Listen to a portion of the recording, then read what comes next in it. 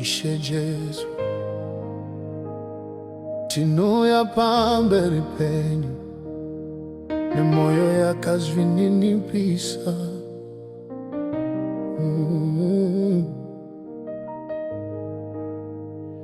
Mangwanani yose, masikati na usiku, mweya wangu unotsvaga imi. Pakati pemiedzo, pakati pematambudziko, zita renyu ndinodana. Moyo wangu waive kure, wakaremerwa,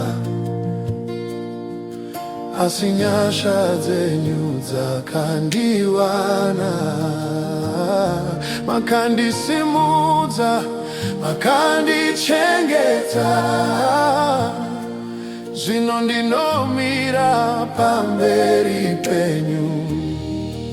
Hapana akaita semi, hapana akafanana nemi. Kana ndikasimudza maoko angu, denga rinopindura. Kunamata kwakanaka, kunotiswededza pedyo nemi. Mweya nemoyo zvinosangana, pandinokudza Ishe. Kunamata kwakanaka, kunounza rusununguko, pandinorumbidza Jesu, ndinosunungurwa. Munogara munonditeerera, kana ndishema nemisodzi. Munoziva zvandinoda, ndisati ndataura Mwari. Pakati perima munovachedza, pakati pemafungu munova dombo. Ndiani angaparadzanisa rudo rwenyu neni? Hapana akaita semi, hapana akafanana nemi. Kana ndikasimudza maoko angu, denga rinopindura. Kunamata kwakanaka, kunotiswededza pedyo naMwari.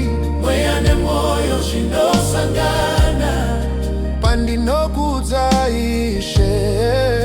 Kunamata kwakanaka, kunounza rusununguko, pandinorumbidza Jesu, ndinosunungurwa.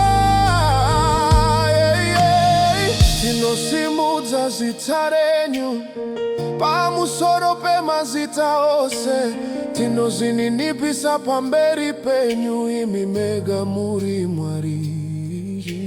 Ishe muri mutsvene, muri mutsvene. Ishe muri mutsvene, muri mutsvene. Ishe munotonga nekusina peri.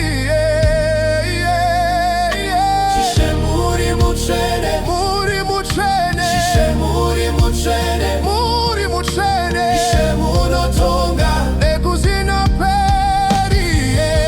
Kunamata kwakanaka, kunotiswededza pedyo nemi Mwari. Mweya nemoyo zvinosangana, pandinokudza Ishe.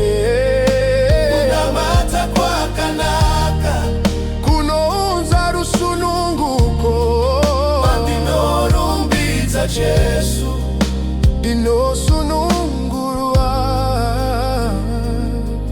Tinoramba tichikunamatai, kunyangwe nziyo dzapera. Upenyu hwedu hwese hunokudza Ishe. Kunamata kwakanaka.